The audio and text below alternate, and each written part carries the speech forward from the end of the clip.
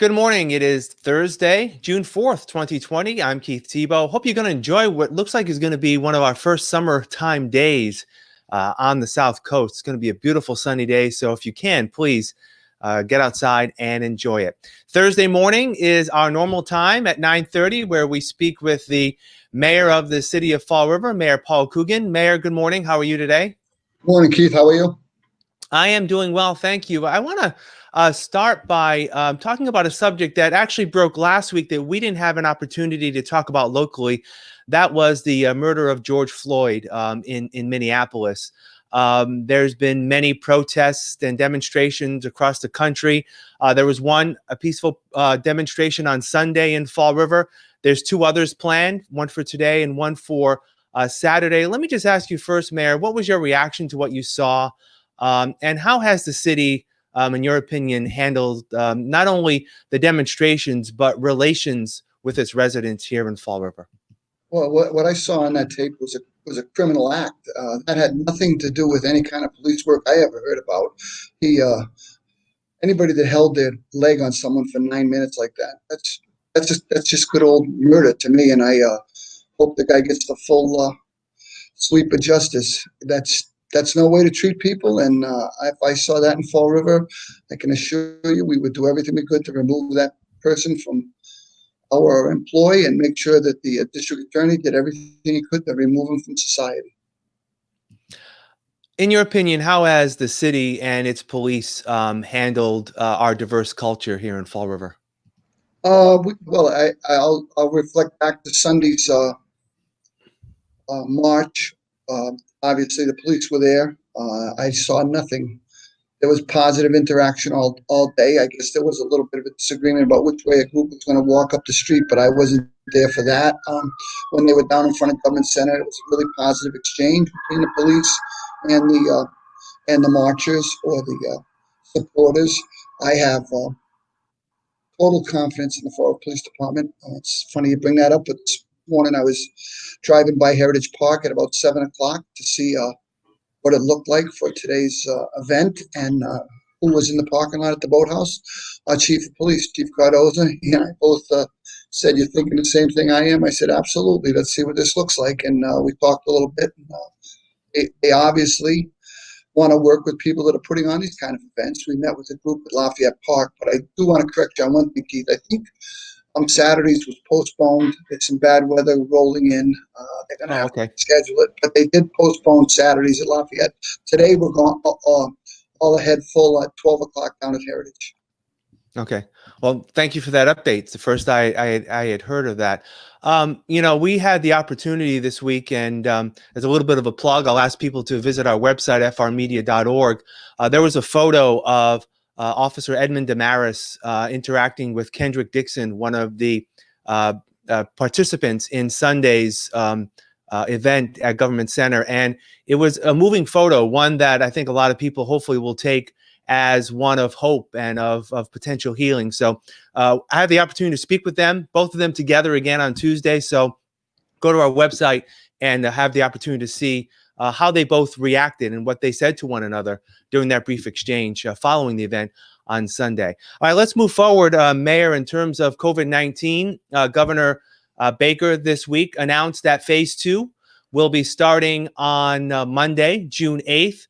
Any updates from your end in terms of how that will impact city business? Well, we're working right now with some of our local restaurant owners to find the best way to accommodate outdoor dining so that we can get some people back into our restaurants. I met with our building inspector, Glenn Hathaway, talked to legal counsel, and we're going to have an ordinance being brought forward from the city council, and we'll go from there. We want to help them. I'm just right now, it's up on my computer. I'm looking at some of the other regulations related to outdoor sports. I'm hoping we can get some of those things going too. I think we have to get things going for the kids in the city, and we have to get some events for the entire community. So we'll keep plugging along and see what we can fit into their phase 2 regulations. I know one of the regulations has to do with summer camps, and that's very important to a number of residents, especially those who've having already to deal with daycare issues, even while some of their students are still in school. Daycare centers have been closed. Camps may be open coming up in the next month or so. We know that the Boys and Girls Club has a big camp every year. Have you been in contact with those summer events and how they plan to move forward? They're waiting. They're waiting for the guidelines. Obviously, I'm out at Camp Welch a couple times a year. I make sure I visit the kids out there, and I talk to Stephanie with the Y about their camp. They're all itching to go, but they want to make sure they're in compliance with the regulations from the governor. So they're ready to get up and running as soon as they get clearance. As long as it's not too late in the season, they don't want to wait till the end of July or the beginning of August to be told go ahead. It put a Right. hell of a strain Right. on them. Right. What about, I asked you this past couple of weeks, reopening of Government Center and maybe even our libraries. What's the latest? So the libraries are open right now, I believe, for book pickup. They're not in there yet, though. But on Monday, call Government Center, make an appointment, whatever department you want. We're going to do by appointment only starting Monday and see how that rolls out. We want to try to keep a cap on the number of people in the building. So you just call up if you want to get a marriage certificate or you want to get a building permit. You make an appointment, and then you'll be welcomed in at the front door. There'll be a greeter there. She will call the department you're going to, and off you go. But we just don't want to have a bunch of people all over the building. We just want people to know, Keith Tebow's coming up to get a building permit. Go ahead, Keith. We'll talk to you later. But we'll be open starting Monday by appointment only. Senior centers, they still going to be closed, or are they going to be opening eventually? What's the plan on that? Those are going to have to wait a little while longer. Obviously, that is the target population for this illness. So we do not want to gamble with our seniors.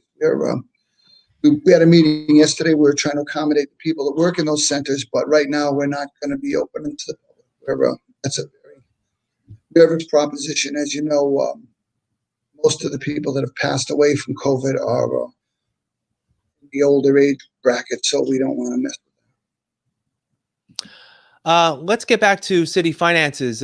We still have not heard officially whether there's going to be any further stimulus funds coming from the federal government to help states and cities and towns across the country. I know that you and our Chief Financial Officer, Mary Sahadi, acting city administrator, working on plans for the coming year.